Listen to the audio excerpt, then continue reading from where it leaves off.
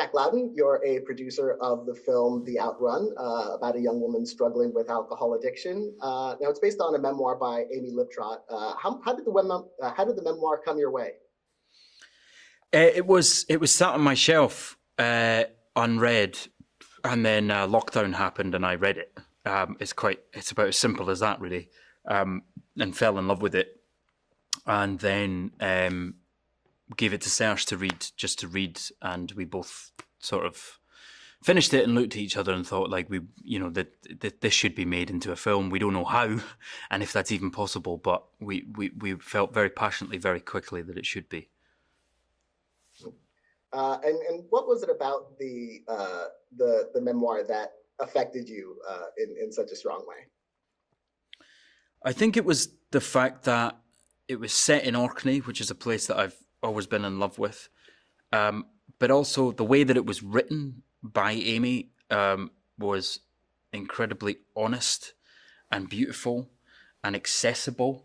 And addiction is not something that I've ever suffered from, but I could tell very quickly how helpful it would be, certainly as a book, and then knowing that the wider reach a film can have, that it was an incredibly important thing for people, not just people who have an addiction or are in recovery, but people to understand those that are.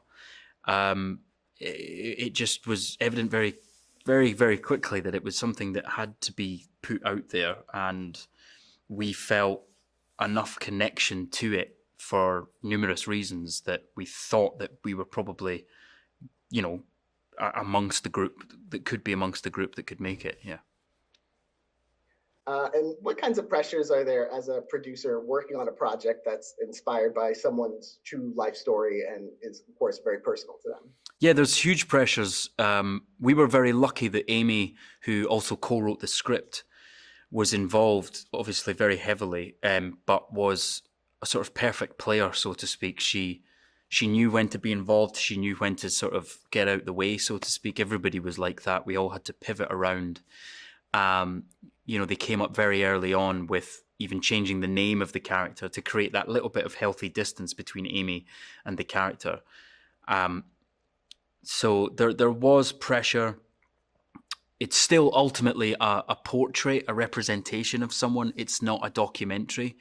So, we did shoot in the real places, and we had real people involved. We had a real AA group, for example, was involved in the film. So we tried as hard as we could to bring a certain level of authenticity, but also maintaining that, it is a film at the end of the day. So it's there to make people think and entertain them at the same time.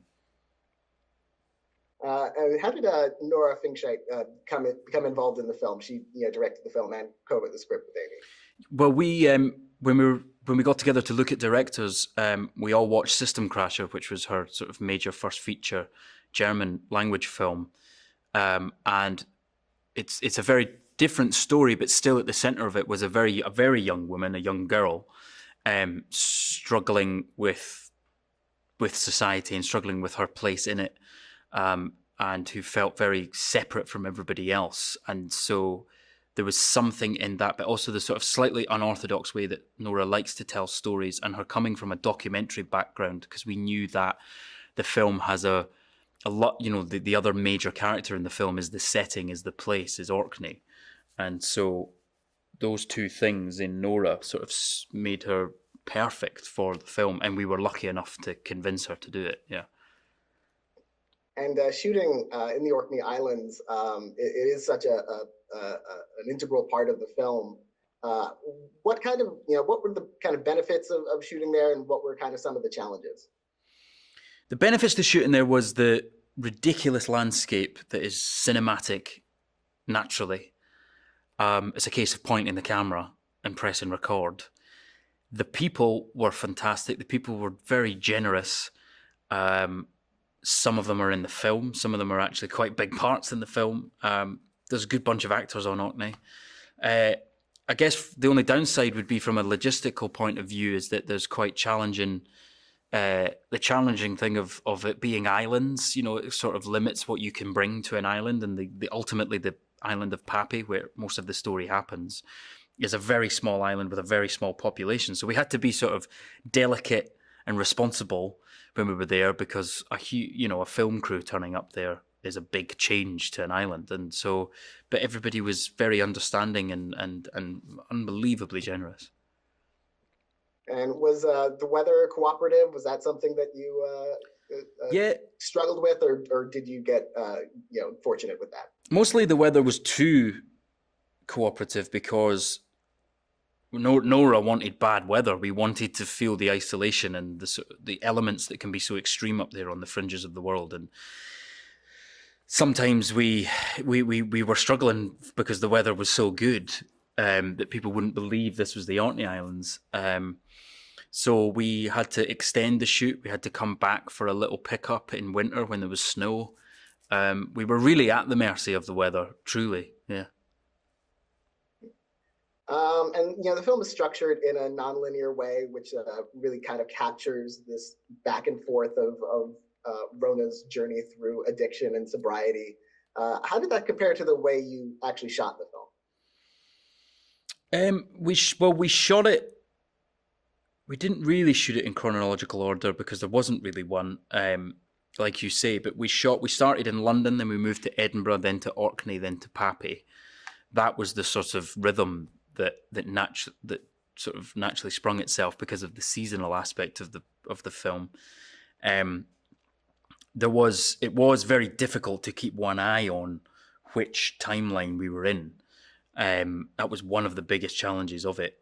But it's all sort of added to the experience of the film, which I think the film is truly something, yes, to be watched, but it's ultimately something to be experienced, truly. People say that about films all the time, but this one is, in particular, an experience.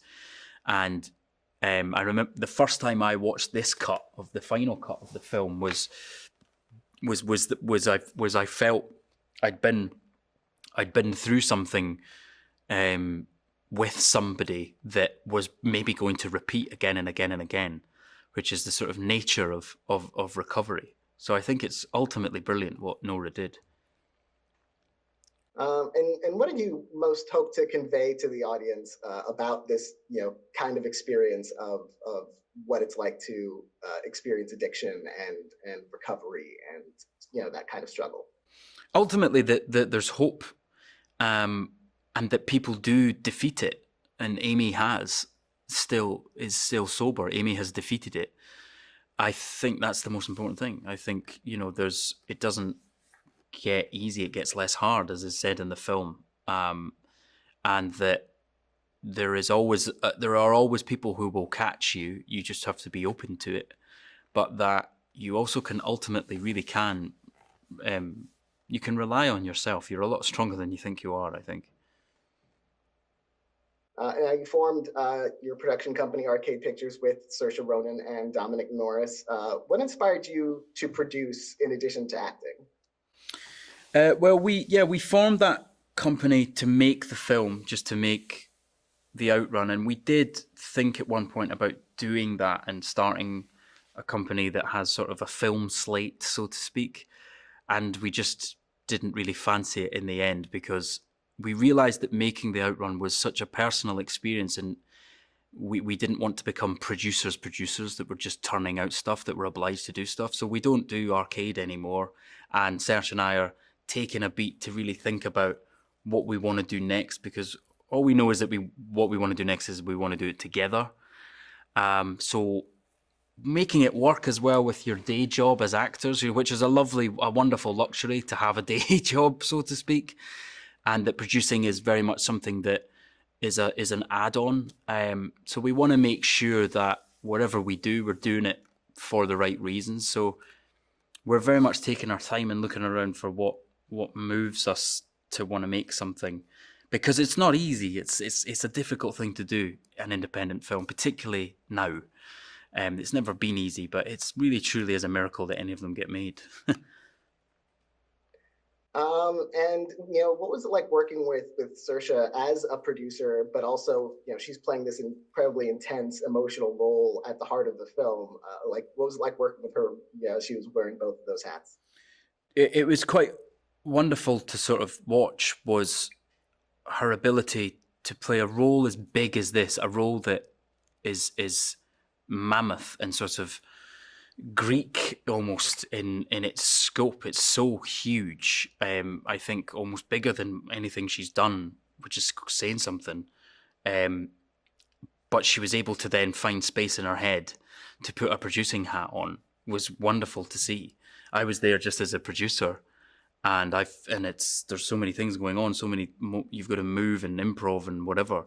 So watching her pull that performance out of the bag, whilst also having to think of other things, is just remarkable. What would you say is more challenging, producing or acting? Acting is still more challenging. Producing is not easy, and it's a completely separate set of skills. Being on this as a producer, but coming from an acting background, was hugely beneficial, and I think I just tried to be as useful as I could be to whoever needed it. But I ultimately still think acting is the magic bit, the bit that is that very few people can do, and can do well, and as well as someone like Serge. So I'll still always think that's harder. Whether as a producer or an actor, is there any film or show that you've ever watched that you have admired and thought, oh, I wish I'd made that? Produced it? Produced or starred in it, whichever. Oh God! I mean, I've always wished I've always wanted to have been in a Lynn Ramsay film. I've met Lynn a couple of times, and her films are so unique. And also, she comes from Scotland as well, so I'm immensely proud of her. And I would love to see how she makes films, because I don't think anyone makes films like her. So yeah, I'd love to have been in one of them. Now, in addition to, this film is in the awards conversation currently. You've been through an award circuit recently with Slow Horses at the Emmys. You were nominated for it. It won Best Writing. What did that particular recognition mean to you? It was wonderful. It was, like I've been saying, is with something like Slow Horses, it's the only thing I've ever done in my life where I've made like a long-term commitment to, and it's recurring, and it's a large part of your life and my career, and so it is a nice thing that it's being recognised, Slow Horses, because, like I say, we work incredibly hard at it. There's a huge team that spent a long time making it, and it's not what you do it for, of course, but to have it be recognised at something like the Emmys was a wonderful moment for everybody, and it made us go back to work and feel like we should keep making it. And the night itself was just fantastic. I mean, as a young actor, being around certain people, some huge American stars and American TV chat show hosts and stuff, people that I've just grown up and they've only ever existed on TV, was sort of bizarre to see. So it was also just quite fun. Well, I want to congratulate you on the Outrun and on Slow Horses, of course. And thank you so much for talking with me today. It's been a pleasure. No problem. Thank you very much.